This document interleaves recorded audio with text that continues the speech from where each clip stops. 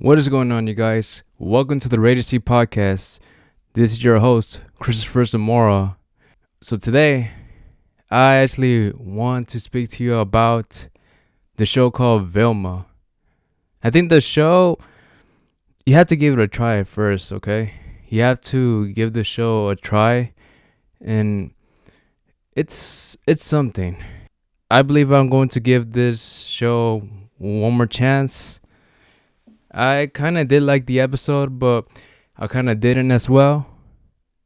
The only thing I have issues with is, I don't know, I think like the writing is kind of sloppy for the show, to be honest. I did enjoy the animations they put out for the show. Well, I actually do like just like the night scenes they show in this TV show. As of right now, they've only shown just 2 episodes for the show, and so far what I saw was okay. I only saw the first episode just like a few minutes ago before I started recording. I actually was getting some wings from Wingstop. I got 10 mild wings. I actually wanted to get them all mixed up, but they actually gave me all of them with bone on it.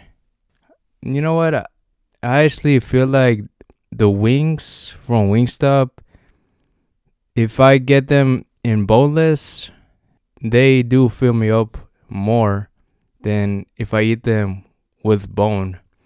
I don't know what it is, but that's how it is, man. I feel like that's how it always has been. I think I prefer eating boneless wings. I'm probably like the only person in the world maybe just likes to eat boneless wings. Cause like almost everybody in my family, they look at me like once I get boneless wings, like, what? You eat it like that? You eat wings like that? Yeah, I think I just prefer eating boneless wings.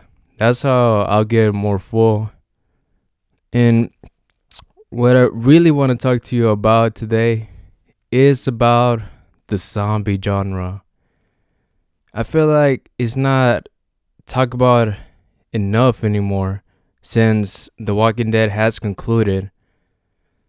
The Walking Dead is like the show to talk about for anything that is zombie related. If you've seen the show and read the comics, you feel like this show is kind of the same thing like how George Romero made his Night of the Living Dead movie back in the early 60s when it first came out. You feel like this show has been inspired by that. And I do see the resemblance as well. Like the angles and the music they put out for this show overall is kind of the same in a way, like how they did back then for Night of the Living Dead. And also as well as the zombies, they don't run on this show. They just walk. Of course, it's called The Walking Dead. You notice that like in the first few seasons of the show, the zombies that actually came out on the first season, they were running at the beginning. And over time, I think is to give a hint that they were actually dying. And I think the main reason why they kind of slowed down throughout the seasons, it was because there was no food for them to eat. And the only way they can eat is by eating other people. So I think that's something cool to learn as well about the zombies that they put out in the show.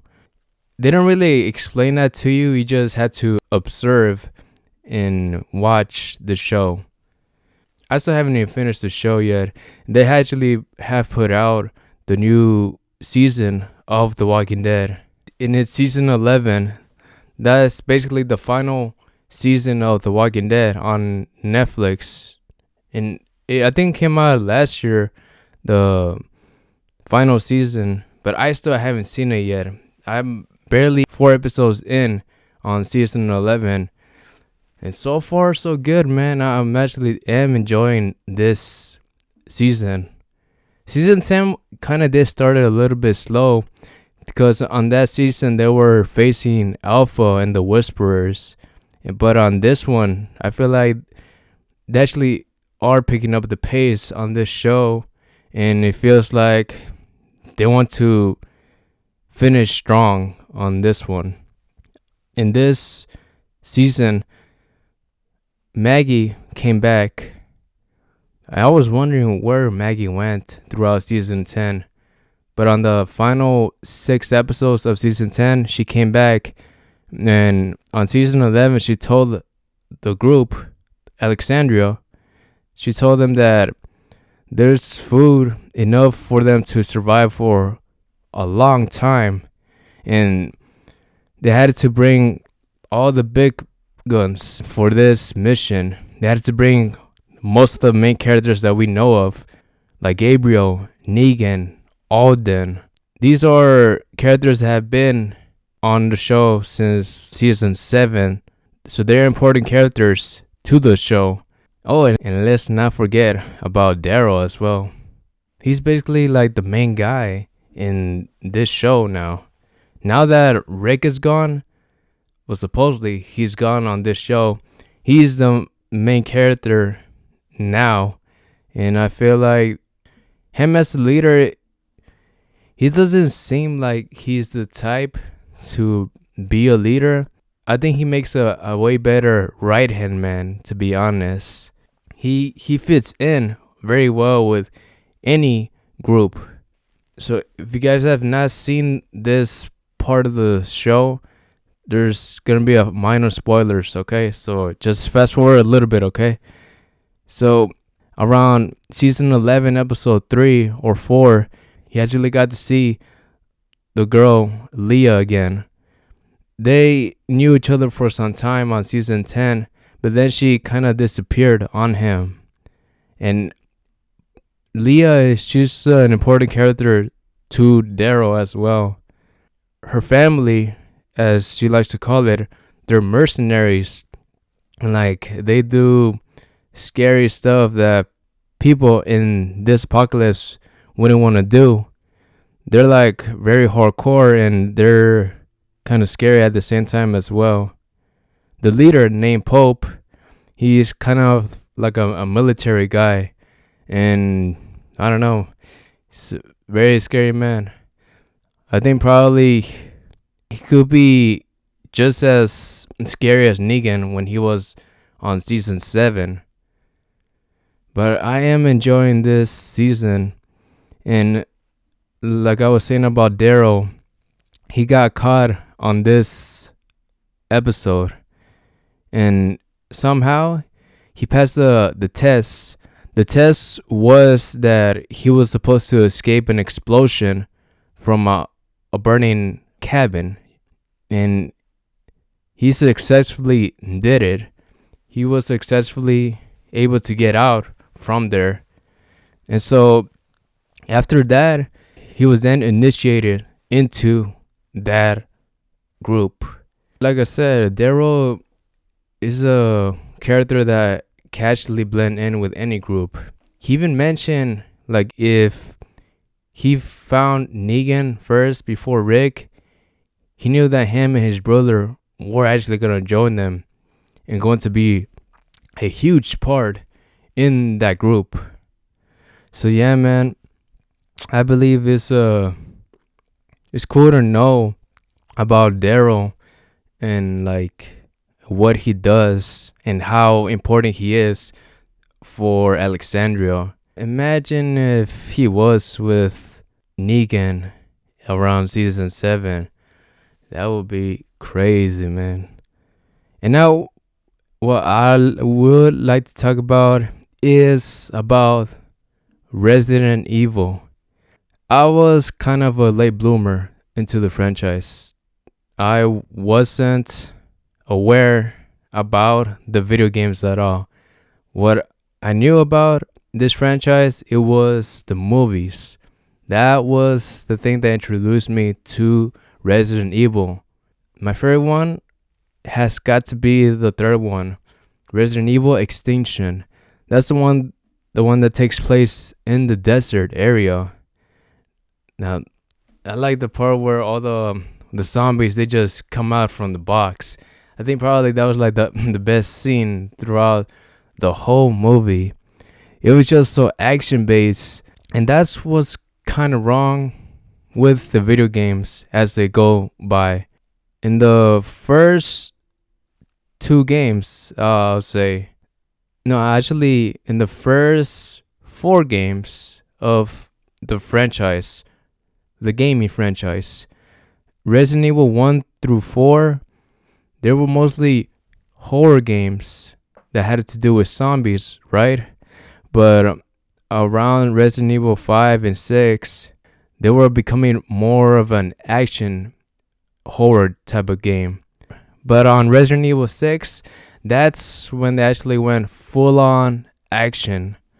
And this did not receive very well with the audience that loved this franchise so much. To me, I enjoyed this franchise overall. I I would say that Resident Evil 6 was kind of too much of an action game. It kind of did remind me of the Avengers in a way. Uh, Leon is basically like Captain America. Chris is basically like Iron Man. So yeah, it kind of did remind me of that in a sense. It was still a fun game. I did not hate it. But as for Resident Evil 7, when that one came out, man, Jesus, it brought back the horror in Resident Evil. Gamers wanted this video game franchise to come back to its roots, and so they brought it for Resident Evil 7. This was basically my first Resident Evil game that I played that was in first person mode. I never actually played a first person game that was Resident Evil based until Resident Evil 7. Now on this game, you're playing as a character named Ethan, and for some time his wife Mia, she's been gone for quite a long time, and he's been trying to find her for a long time. I think it was probably at least 3 years. Don't quote me on that, but I think it was 3 years, they said.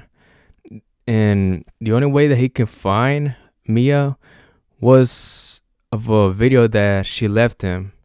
He had to go to Louisiana on a small town, and he had to go visit this house. And fun fact, you know the car that Ethan uses on that game? Well, that same car that he uses, that's the same car that Ash Williams from Evil Dead uses. It was like a drawback to Evil Dead for Resident Evil 7. And that wasn't the only thing as well. The part where you fighting Jack, he kind of says the one line that Ash Williams is known for, groovy. That line as well. The family, the Bakers, their family dynamic, it kind of did remind me of the Texas Chainsaw Massacre in a way. They were a bit like cannibals. If you've seen the Texas Chainsaw Massacre movies, they're basically cannibals. And I believe they just related it to so much to the Texas Chainsaw Massacre that actually did work very well for Resident Evil 7. This game, it wasn't hard, but it was very enjoyable. I enjoyed my time playing this game. There were very creepy scenes in this game. Probably the scariest was when you face to face Margaret. That was the mother. And like, oh man, the part where she was just crawling like a spider. Damn, man, what a game. But what you get for Resident Evil 7 wasn't anything compared to what you were gonna get for Resident Evil 8. Resident Evil 8, I think probably is my favorite Resident Evil game by far. I have played Resident Evil 2 and 3, but I've never actually played the original one. But number 8, that's the one, man. That's the one game that I do enjoy it, and maybe I'll just keep coming back to that game again and again. Just like how, like around Christmas time, I usually come back to playing Spider-Man Miles Morales. That's like one of my favorite games to play during the winter time. And same thing for Resident Evil 8. I do enjoy the story more on that one than on the 7th one. And probably the scariest part on that game was when you go inside the... I'm not sure how to pronounce their name, but you guys might know what I'm talking about. It's the mansion that you go into. There was like this creepy doll. And once you go downstairs on the elevator, there's like a huge fetus that comes at you while you're in the dark. Jesus, man. I really wasn't expecting that part. You know, I was recording that part live. I think it was on Twitch or YouTube. No, I think it was mostly Twitch. But yeah, I was recording that live. And Jesus, man, I was so afraid. Such a very good scare. And that was kind of the issue as well for Resident Evil 8.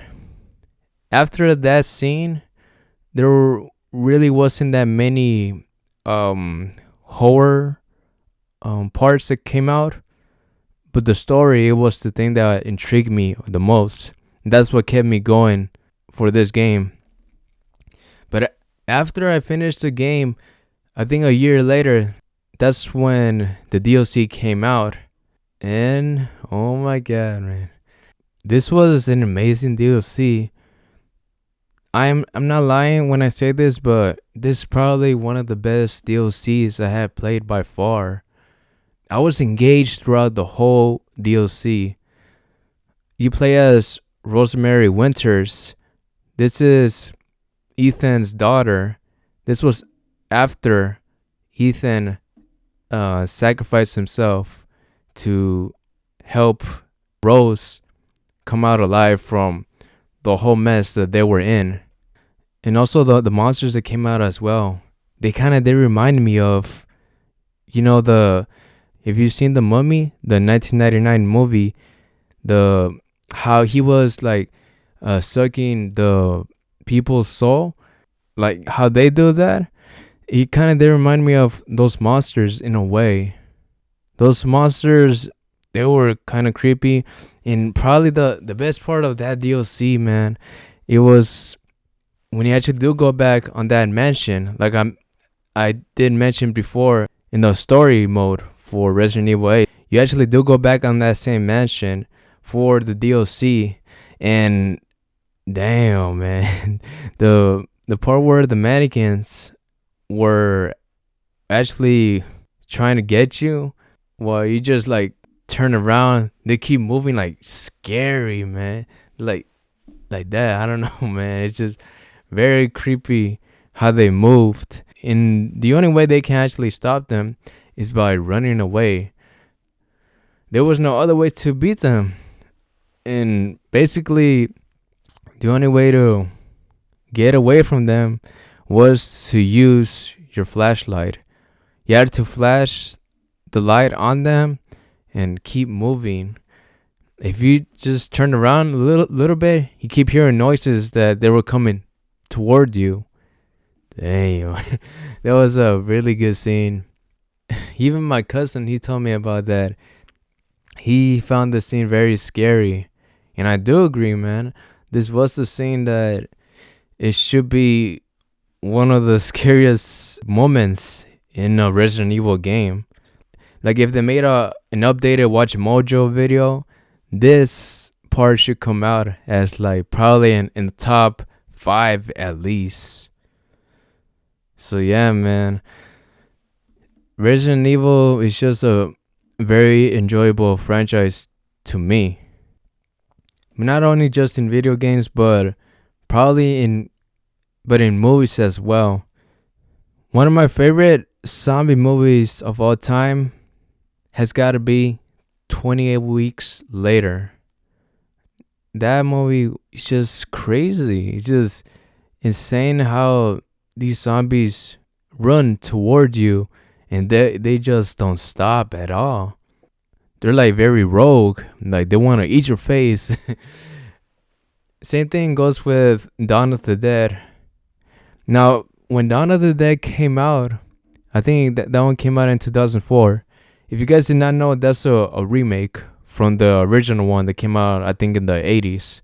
They kind of mentioned before that Dead Rising, the video game, it was kind of inspired for Dawn of the Dead, but it really wasn't. The development for Dead Rising started around the early 2000s, and that game came out I think, in 2006. Jesus, that was a very long time ago. But I gotta say, that game is legendary, dude. I do put this game as my favorite games of all time. That's no joke.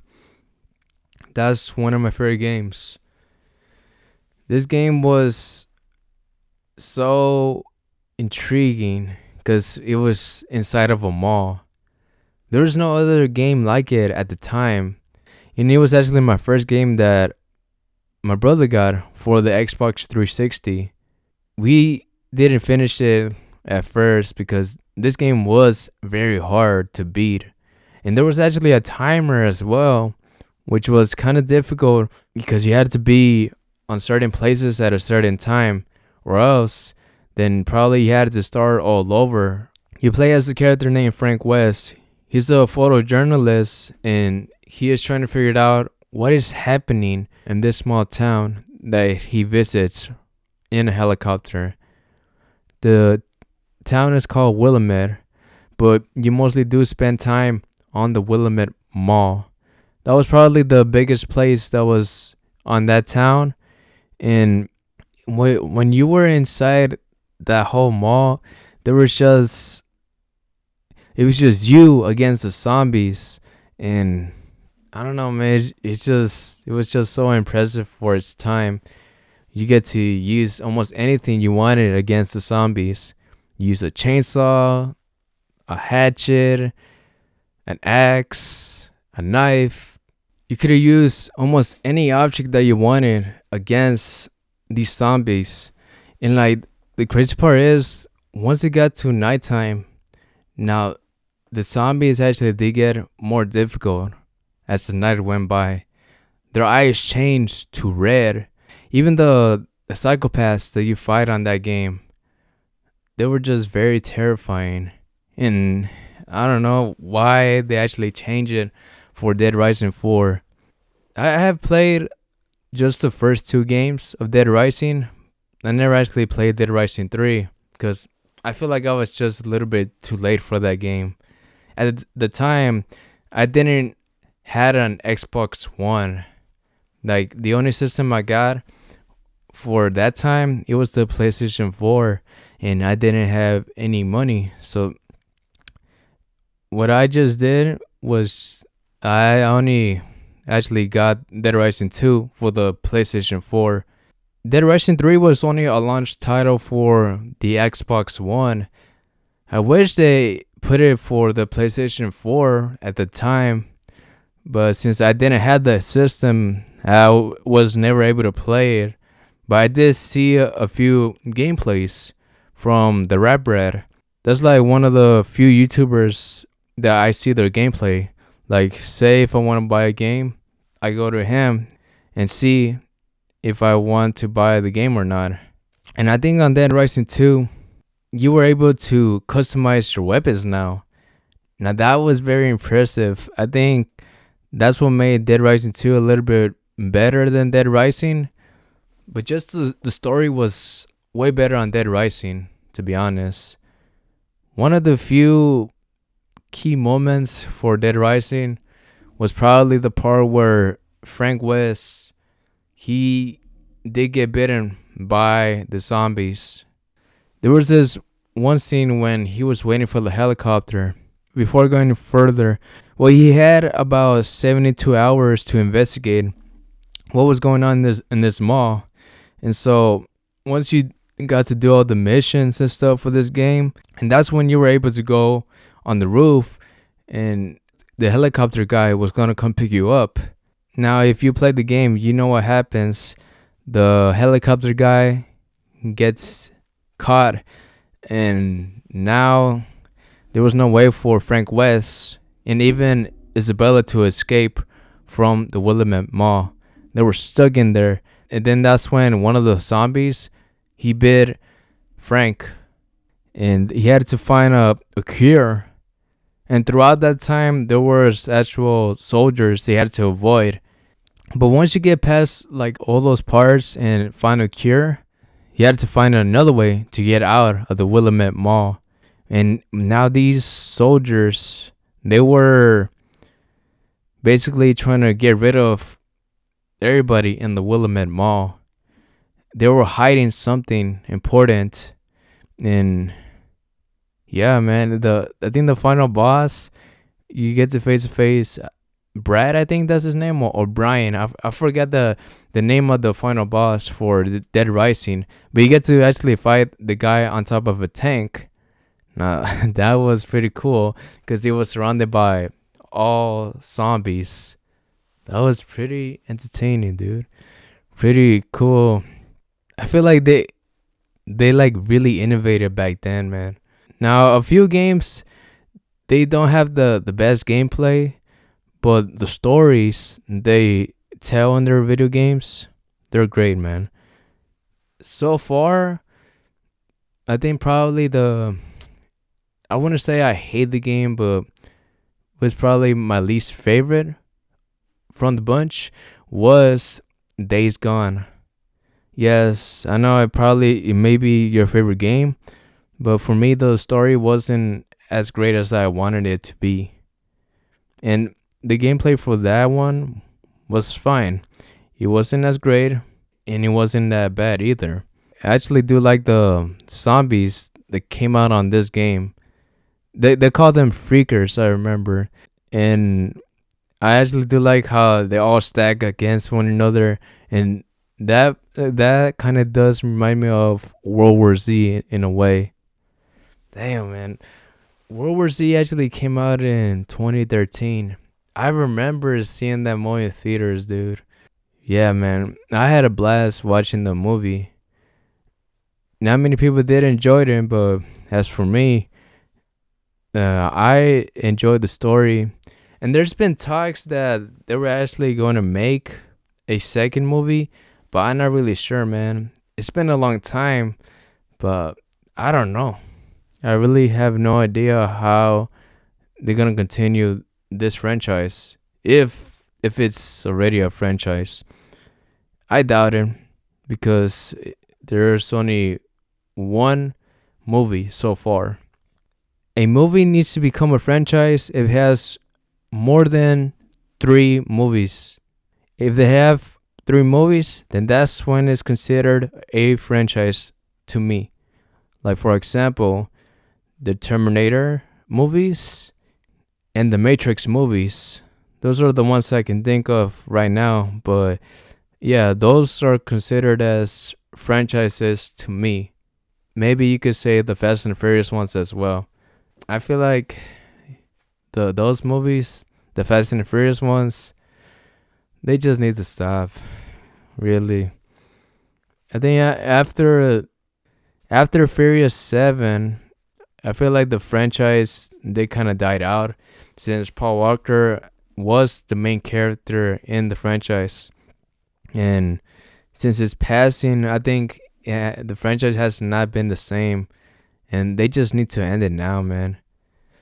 Fast X is coming out this year. And next year, probably, we're going to get the other one. I heard rumors that they were actually going to make these movies the last 2 of the franchise. I hope so, because I don't think there's no need to continue this franchise. They have already done everything that's possible for this franchise. What is next? Are they gonna introduce them to the Avengers or something? I'm just kidding. But yeah, they have done so much for this franchise. Don't get me wrong, some of them are very good, but some of them you're like, really? Why you do this? We don't need this movie. It wasn't necessary. My favorite one I gotta say probably is the third one, Tokyo Drift. Probably the main reason why I do enjoy the third movie out of all of them was because it's in Tokyo. Ever since I saw that movie, I told myself that one day I want to go visit Tokyo, man. It just seems so cool, and it kind of does remind me of New York in a way. Yeah, man. That's one of my goals, to go to Tokyo one day and visit that place. It just seems so cool. And another place that I would like to go visit one day is New York. As of right now, those are my top two places that I will probably would like to visit someday. New York and Tokyo. Well, guys, I think that is it for this podcast. Thank you so much for listening. If you enjoyed it, make sure to give it a like or also subscribe to wherever you're hearing it. Thank you so much, guys, for listening. If you made it this far, hopefully, guys, you are enjoying the podcast, and I'll see you guys next time. All right, I'll see you guys on the next podcast. Take care, guys, and remember, live to the fullest. Bye.